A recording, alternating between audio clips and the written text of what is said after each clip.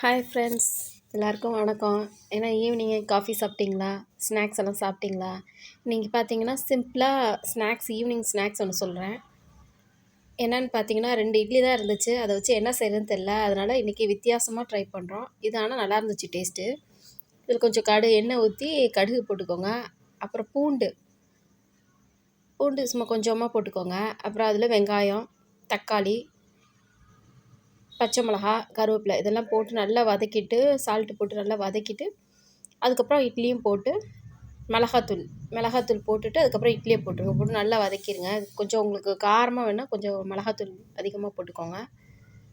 இது பார்த்திங்கன்னா டீ காஃபிக்கு வச்சு ஸ்நாக்ஸாக சாப்பிட சூப்பராக இருக்கும்.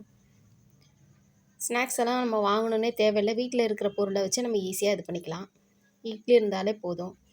நீங்களும் இந்த மாதிரி ட்ரை பண்ணி பாருங்கள். நல்லா இருந்துச்சுன்னா எங்களுக்கு சொல்லுங்கள். அப்புறம் பார்த்தீங்கன்னா, உங்களுக்கு எங்களோட சேனல் பிடிச்சிருந்துச்சுன்னா, நாங்கள் தான் பேசிகிட்டே இருக்கோம். நீங்கள் பேசவே மாட்டேங்கிறீங்க. கமெண்ட்டே பண்ண மாட்டேங்கிறீங்க.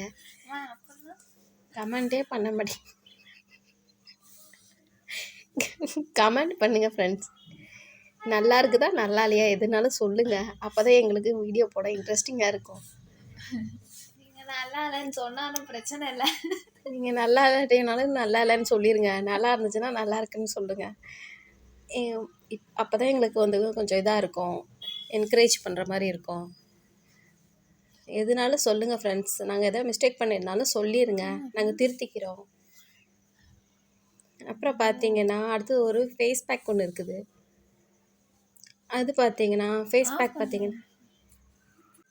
ஹாய் ஃப்ரெண்ட்ஸ், இப்போ பார்த்தீங்கன்னா சிம்பிளான ஃபேஸ் பேக் ஒன்று சொல்கிறேன். என்னன்னு பார்த்தீங்கன்னா கடுக்காய் பவுடரும் ரோஸ் வாட்டரும் நல்லா மிக்ஸ் பண்ணிவிட்டு ஃபேஸை ஃபஸ்ட்டு வாஷ் பண்ணிவிட்டு அதுக்கப்புறம் இந்த ஃபேஸ் பேக்கை வந்து ஃபேஸில் அப்ளை பண்ணிவிட்டு ஒரு 5 மினிட்ஸ் வந்து வாஷ் பண்ணிடுங்க. இது பார்த்திங்கன்னா உங்களுக்கு வந்து ஃபேஸில் ப்ரைட்டாக இருக்கும். இது ஆனால் தொடர்ச்சியாக செய்யணும். இது உங்கள் முகத்தில் உள்ள கருமையெல்லாம் போயிடும், பருக்கள் வராது. ட்ரை பண்ணி பாருங்கள் ஃப்ரெண்ட்ஸ்.